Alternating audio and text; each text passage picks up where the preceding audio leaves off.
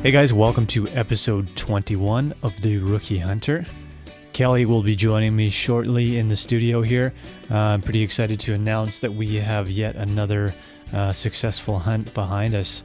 I can't believe how well this season's going just based on previous years, and I think we're getting the hang of this thing. So you'll hear about how Kelly managed to make that happen.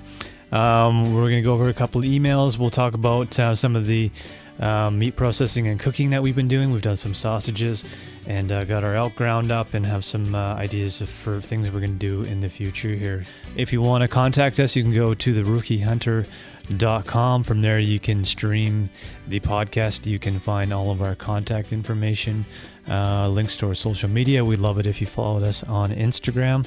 All that stuff is there. So we're recording this early in the morning, so sorry, no beer recommendation for this one. We're on the coffee today, but you know what to do if it's afternoon. Sit back, relax, crack a cold beer, and enjoy this episode of The Rookie Hunter.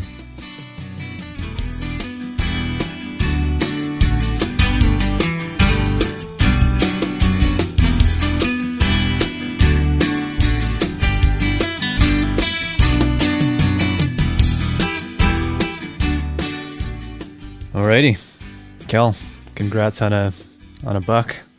Thanks. That's animal number 4 this season. Yeah, racking them up. Yeah. So we'll come back to Kelly's buck story.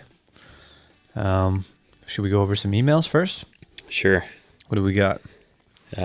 We talked about Jeremy's email on the last show. Yeah. And he was looking for hunting spots. So what he did was basically he went on a local forum and he found another person that was into hunting, another rookie. So they went out there and it looks like they had a bit of success. They started out small with the grouse hunt and ended up with a couple. Nice. And sent us some pics, so it looks good. I've kind of found it was nice to start off with some small game too. Yeah, for sure. You kind of, a lot of these animals, like whether it's a rabbit or a squirrel or whatever, it's kind of, they're not too much different than a deer. It's just, obviously they're 100 times smaller. Yeah. But, yeah, it's a good place to start. You know, it's funny, man. I almost get a little bit more excited when I'm shooting grouse and rabbits.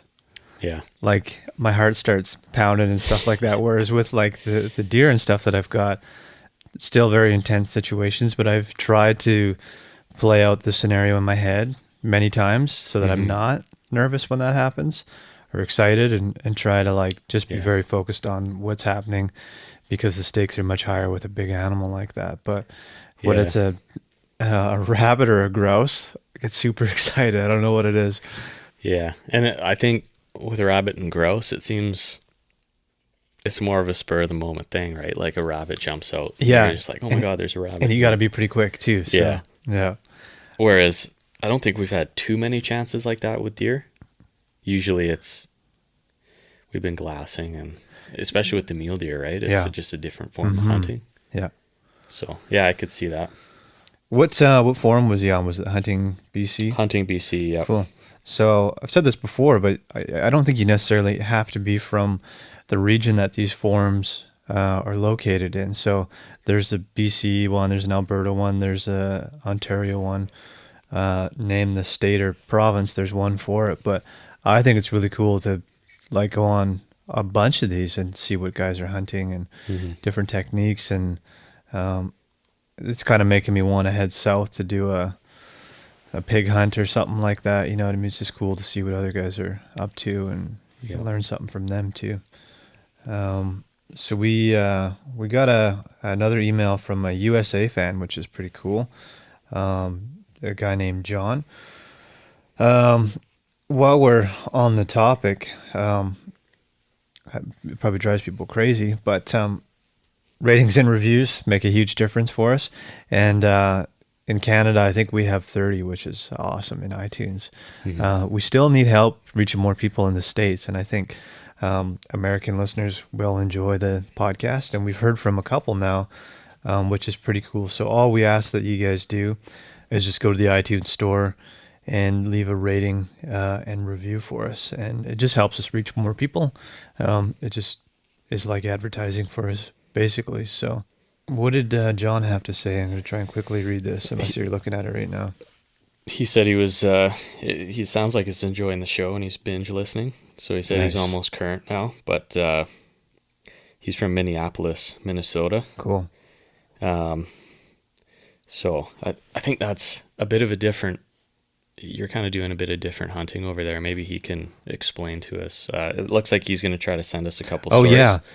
That's what I wanted to say, was that please do send us your story there, because it's just may have a non-hunting nature story or two to submit for possible inclusion on the show. Yeah, anything outdoorsy, I would love to hear it. So for anyone who wants to do that, we haven't mentioned it in the last couple episodes just because we've been busy, but we need you guys to do is just record a voice memo in a quiet place in your house, and sort of just detail your hunting story or your outdoor story, whatever it might be, and then send that to us just as a audio file, and we'll include it in the show.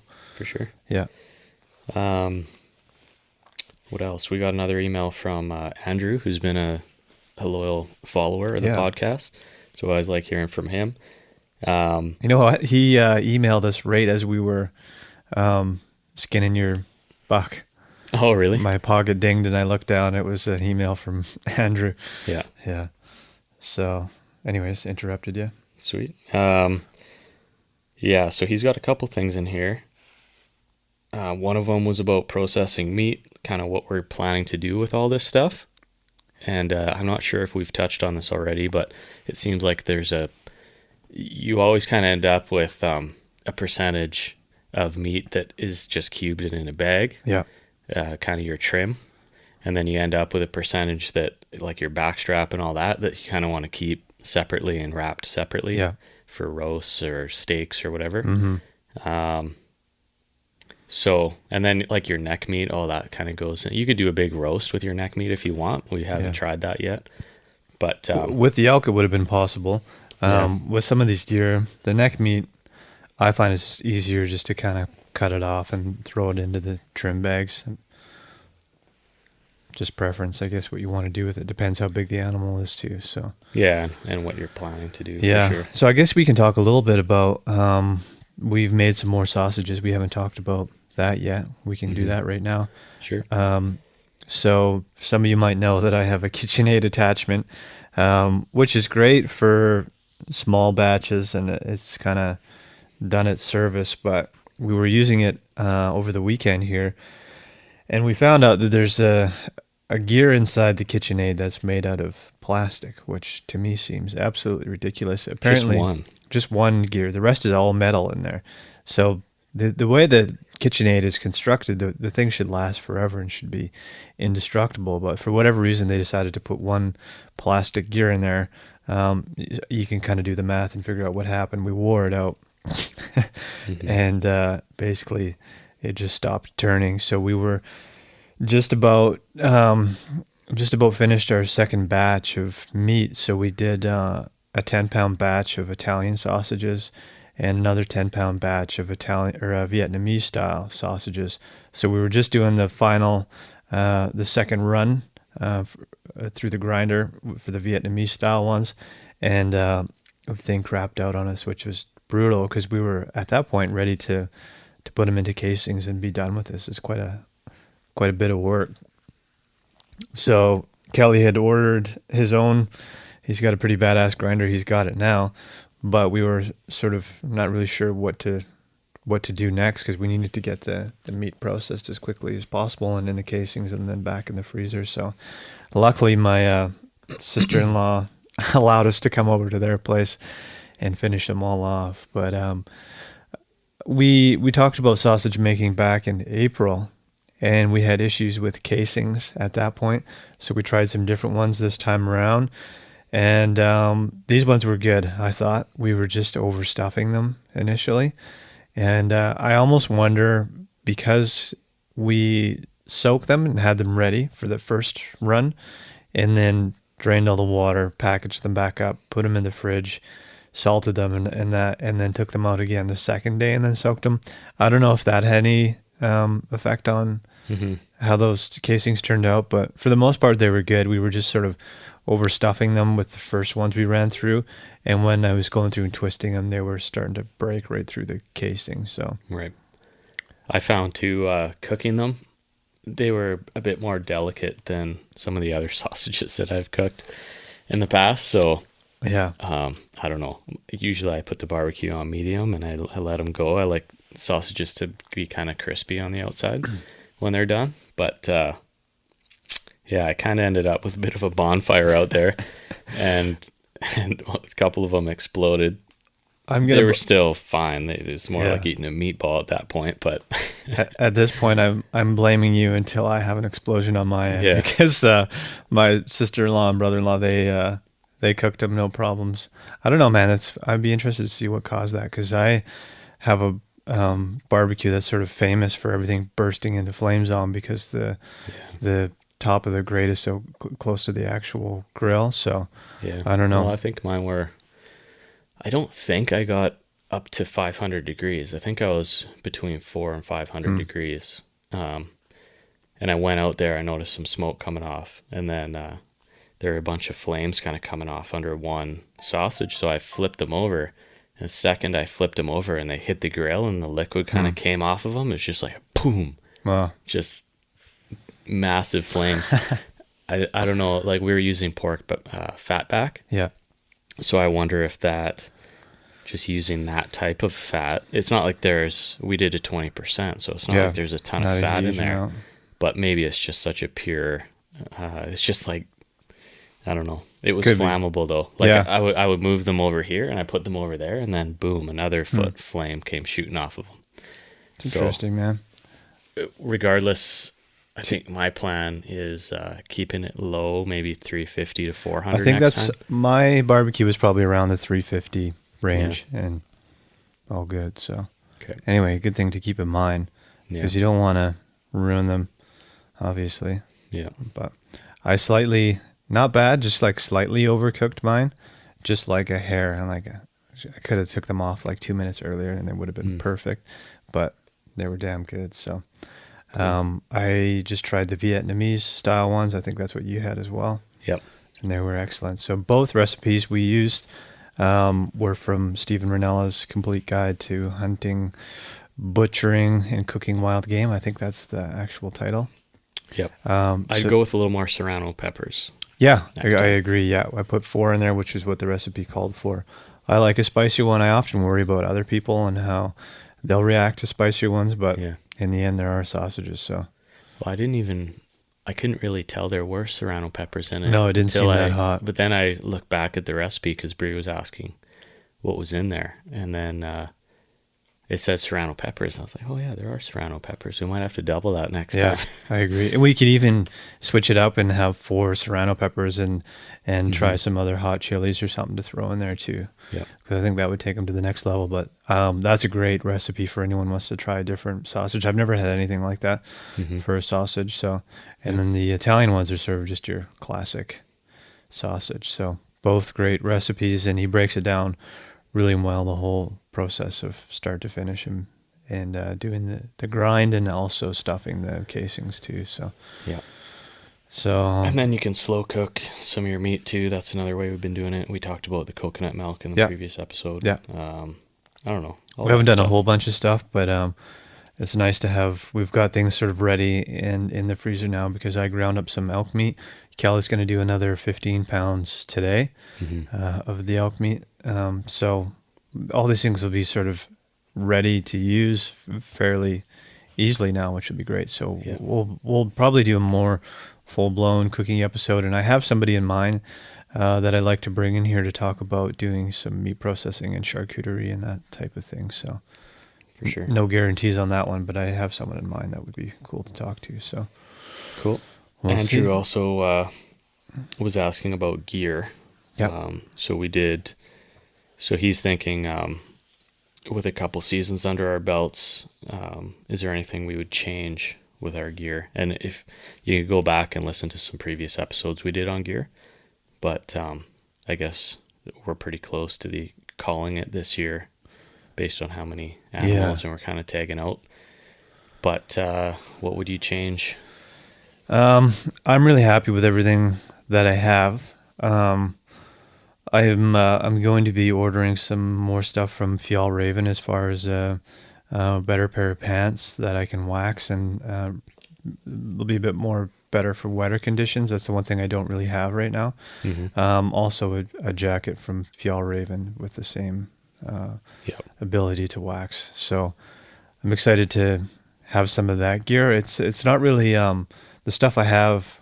I'm trying to think if there's anything that I'm not happy with, and I don't think there is. And I've put it all to the test as far as like the trip that I did in the summer on the coast, and our recent trip for the elk hunt, and all the other hunts that we've done. So I'm really happy with my boots, which are the Irish Setter elk trackers. Those fit like a glove. They pretty much have from the start, but they've been dry and warm.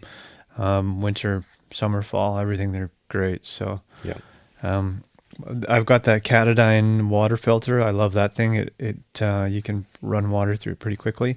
It's on the bigger side, so a Sawyer Mini like you have might be good at some point. But again, that was kind of a purchase that was for my wife and I to use. But I don't mind To packing have it. both, even like the Sawyer is just you put it in your pocket. Exactly. Almost. Yeah. Binos I'm happy with. The one thing I still haven't bought is mitts, and we're getting to the colder season here.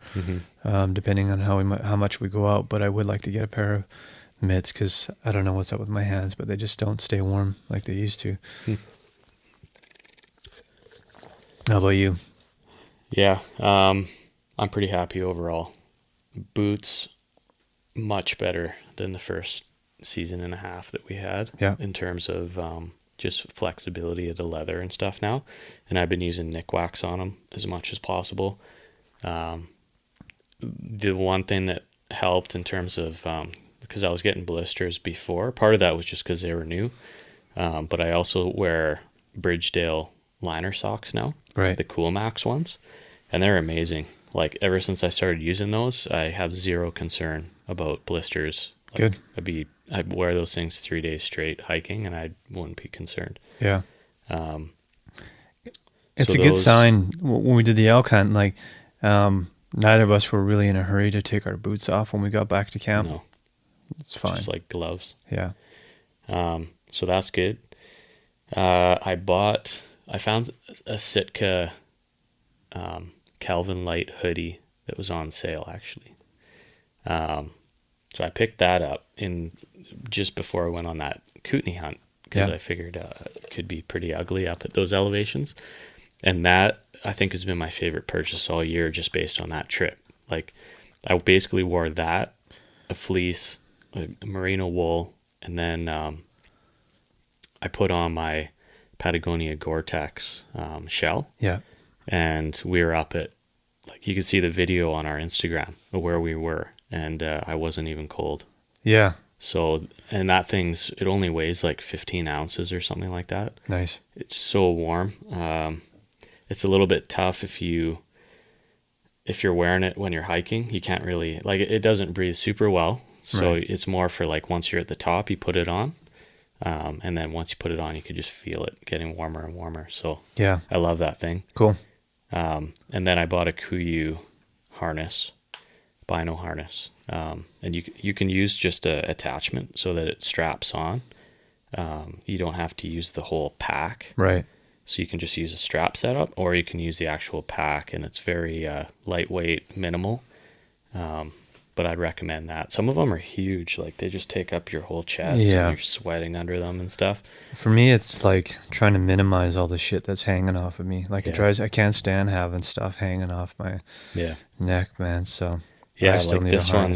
Yeah, it's awesome because it sucks super close to you if you want it there, and then it's got a little silent one-hand flip thing, so you can just flip the top off, and you don't have to have all those lens caps and crap on your binos, which is huge. It's like instant access. Yeah, cool. So, and then everything else is awesome. We'll get more into the rifle because it'll go into the story here. Yeah. Anything else you want to go over? Was there anything else in his email that you wanted to touch on there? I don't think so. Actually, one of the things I noticed when we were in the Kootenays is if you have a tarp, like a backpacking tarp that you're planning to use in a situation, practice setting it up in your backyard, because when you're out there and you're trying to deal with all these paracords and tent poles and everything else, or trekking poles, it's a lot more difficult in this situation, especially if you got snow on the ground or whatever. Yeah. So just make sure you practice with that stuff. Makes it a whole lot easier. I think that's a good point. Just gear in general. Put it on the ground. Try and figure it all out if it's a new backpack or anything like that. Mm-hmm. I know Kevin said that he wished he had spent a bit more time with his pack. Just because when it came to packing out the meat, he just had to spend it didn't take long, just an extra 5 minutes to kind of figure out the best way to put the meat on there. Mm-hmm. But wasn't a huge deal, but it's just nice if you know exactly how you're going to approach it, throw it on there and you're done, right? So, and then even, like with Garrett's wall tent, he put that up in his backyard one time just to kind of get a feel for the flow of it and all that stuff. So the more familiar you are with your gear, the better it's going to be when you're out there. So yeah, good point. Yep. Cool.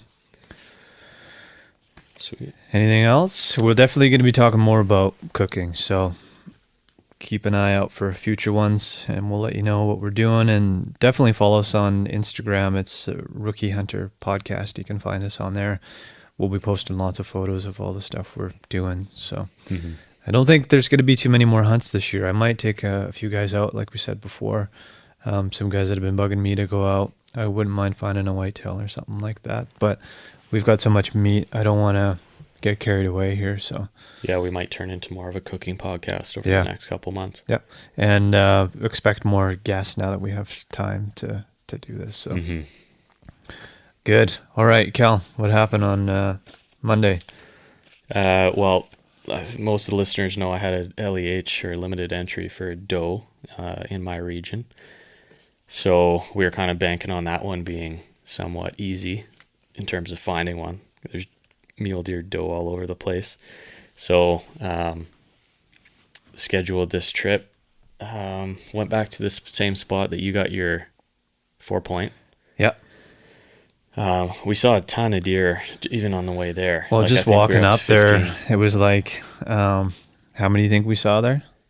Like by the end of the day, probably 15 deer. Yeah, most of which were does. But so basically, as soon as we got on the trailhead, there was deer crawling all over the place. So you could have, harvested any number of those, but figured keep walking. Yeah, it's the only situation we've had where we've gone out and we didn't feel that pressure, right, to find something or to...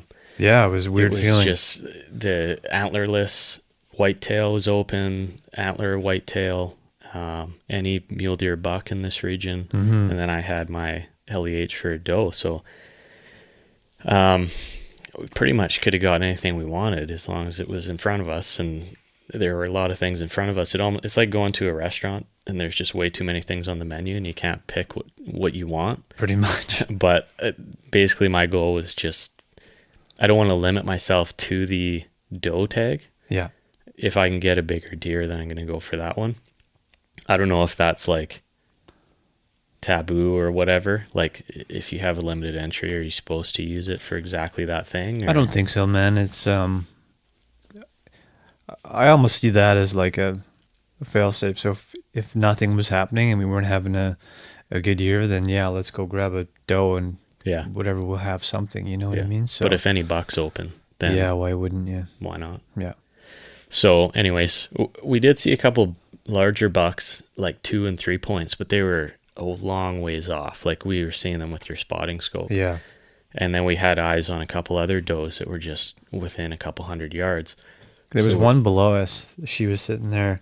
Yeah. She was probably maybe 150 yards, if that, just hanging out below us the whole time. So like you said, it was like a menu, basically. Do you want to shoot that one? Or we saw some stuff across the valley there too. So yeah, and one of them was a spike.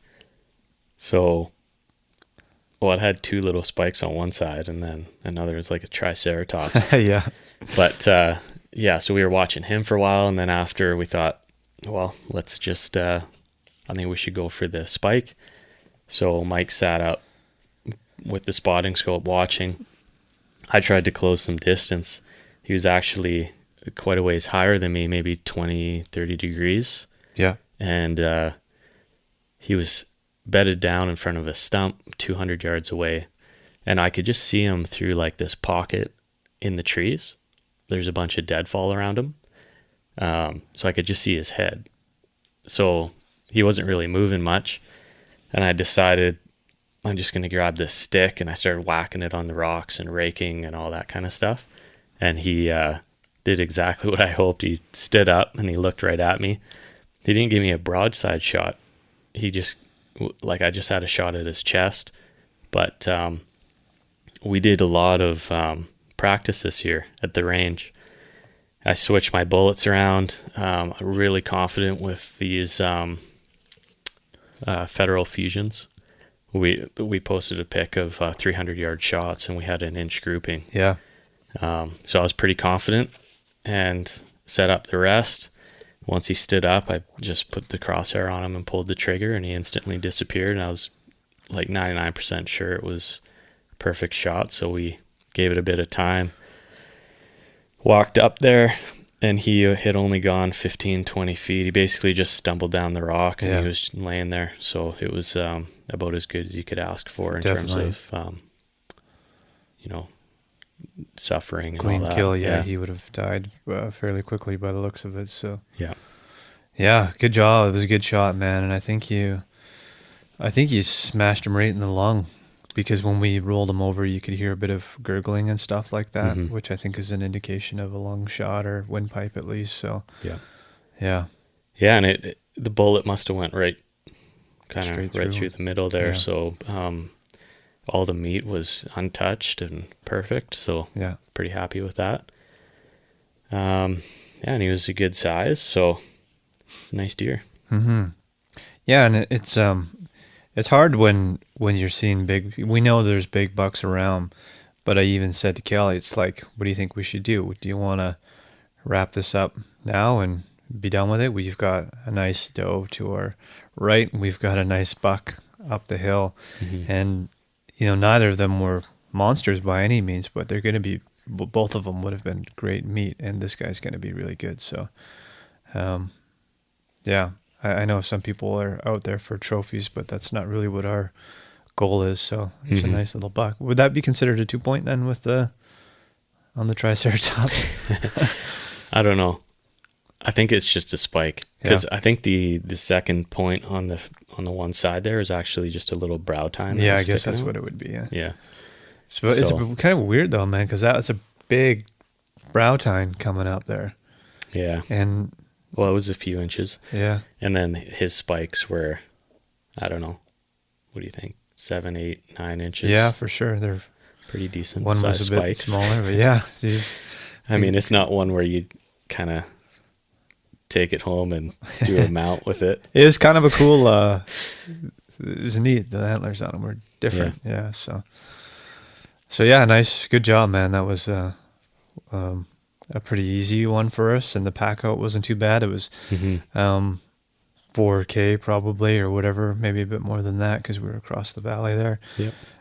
But two of us packing it out wasn't too bad. We talked about trying to get this tag as close to the road as possible, just in terms of or the trail or whatever you want to call it. But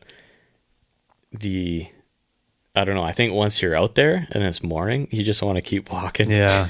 And so we ended up like 4 or 5K out in the bush anyways. I didn't want it to be too easy. Yeah. I like working for it and suffering a little bit. So we did. Yeah, and the only way, like, this one could have been easy just because, like, there's does all over the place. But yeah. I'd rather, like you say, it's better. Work for it a little bit. Yeah, for sure.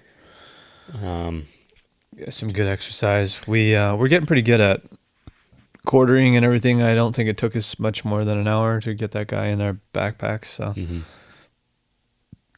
all good stuff. For sure. I think everything went perfectly on that one. Yeah, and a couple seasons in, going back to Andrew's email, in terms of optics, I still think max 10 times scope is all you need. Yeah. Okay. personally don't feel the need to go up to a 12 or a 14 or anything Nope. more than that. So just something to consider. And even the binos that we have, plenty good enough to Yeah. identify that as a spike. And Yeah, and you got your dad's old spotting scope. yeah, so 40 times, so we could get right in there on them. Yeah, and I mean, you can go out and spend 2, 3, $5,000 on a spotting scope, but like if you have one that does the trick, then I mean that was perfect. We Yeah. were watching those deer and they were way off, like a kilometer away. Yeah, for sure. I could tell what they were, no problem. So Yeah. spotting scope has been great to have this year. Mm-hmm. So I was using that when I got my 4.2, and we talk about this all the time, is like having the confidence to make the shot. And that spotting scope was the thing that allowed me to say, yes, there's definitely 4 points on that thing. Yeah. Even though with the binos, I was at that 90% mark. The Yeah, that's spotting not really scope enough, just, though. yeah, exactly. Yeah. It took me to 100, and then when I saw him come out, there was no questioning it. I just went for it. Yeah. So not essential, but it's a great thing to have. Mm-hmm. So yeah. For sure. Well, I think that's October again. You've been very nice to us. Yeah. It's been quite the month. I never saw this happening, and it's like you said, it was a weird feeling to go out on Monday there with the thought of like Knowing no we were pressure. gonna get something. that, which is weird in itself, but just like not having pressure. And if we had gone home with nothing that day, that would have been a choice to not go back with anything, rather than feeling antsy like you have to get something. Yeah. All that pressure is taken away. So that's a good place to be. And I think you're right that I think we are getting better at this. We're still got lots to learn, I think, but every time we've gone out, we still learn something, and you get to know your area better each time. And so anybody that's in their first couple seasons, you're not having luck, trust me. And I would imagine that no matter how experienced you are, every time you go out, you're still learning something, like whether you're Ranella or whatever, Yeah. or like 60, 70-year-old guy that's been hunting his whole life. Yeah. Whether you know it or not, you're learning something about the relationship of something out there every single time. Yeah. And we've been talking about the name of our podcast. We had actually quite a few guys reach out and say that you guys need to change the name now, but yeah, based on that logic, We it should seems always be like learning. everyone's kind of a rookie in a way, Yeah. but I don't know, maybe that's not the right word. You're always learning something is the key. Yeah, I think rookie is not a title that everyone wants to hold on to, but it's good to put ego aside and say, no, I want to continue to be a rookie for the rest of my life, which just means that I'm going to be trying new things, going to different places, hunting with different people, and hopefully you should be learning until the day you die, basically. Yeah, and there's so many different species too. Yeah. Right? Yeah. So I mean, you could hunt deer your whole life, and then you go to hunt an elk, and it's a totally different ballgame. Yeah. Or caribou, or whatever the case. Mm-hmm. Yeah. So I'm feeling good, and I don't know, man. It's going to be really hard to not go out. I'm going to be... well, we could keep going out. Yeah. Right? Like you said last time, was just go out and for the hiking and the activity and all that. Sure. But yeah, in terms of shooting anything else, I think I'm done. You said you had a couple rookies that might want to go out, so might bring them out there. Even if you and I just decide to go, because I like going out there in the cold too. When we get into November, it's kind of fun to be out in the snow a little bit. Yeah. So it'd be cool to just do a couple where we go, and if we see a monster whitetail or something like that, then go for it. But otherwise, just kind of be out there to get some exercise. Again, even just scouting for next year. If we see a bunch of stuff in an area that we haven't spent any time in, then good, we can note that. Your trail cam is still set up in our old spot, so we should probably go and get that. Yeah. I'm sure it's stolen by now. I hope not, but you never know. Yeah. So I kind of put it like this one spot that I found was so attractive that I put it there knowing that the risk was a little bit higher. So I have my fingers crossed. Yeah. So I like to play this game with you, Cal. Do you have a moose tag? No, I've got one. So if we go out that's not a fun game. and Spike Fork Bowl is what we can go after next month here. Yeah. If we see one, yes or no? Yeah, and I think like I'm shooting, so I'm saying yes. It You don't goes- have a tag. But It goes back to the logic of not being greedy, but not passing up an opportunity. yeah, just getting a stock going, because if you think about how long it's going to take to get to September again, and I don't know about you, but I don't know if I'm going to put as much time into bear hunting this spring. I think I'd rather personally put it towards fly fishing. Yeah, it'd be good to switch it up. And maybe just I'll buy a bear tag anyways. Yeah. But I'd like to do more of the fishing in the spring, then have the bear tag just in case we see something in the travels, Yeah. rather than the opposite way. Yeah, So we talked about that last time. We'll just see how it goes. because we both have all of our fishing gear, but the bear hunt got in the way of everything. And Yeah, it just got like we were going out so much for the black bear, and it just Yeah. didn't work out. I'd prefer to go and make a trip to the Kootenays to find a black bear, to be honest. Yeah, that would make much more sense. Yeah. So Turkey. if we were out and we saw a black bear before winter rolls in here, I think I would pass. You? Mhm. Yeah. Yeah. I don't feel like dealing with that. But 6x6 elk, hmm that's going down if we see one. Yeah, because you don't know if it's going to happen next year. You might Yeah. not see any moose or elk.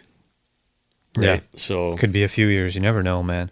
yeah, if So- you're having a good season, I don't think you really want to Yeah. rob yourself of any opportunity No. either. But at the same time, I'm not going to like go out every single day No. and push the limits just to No. get another one, right? No.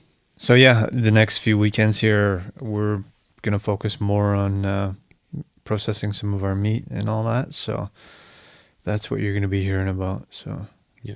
anything else you want to add? Well, We do have an exciting announcement coming up. yeah, so we might be getting some knives to try out from a local manufacturer in BC here.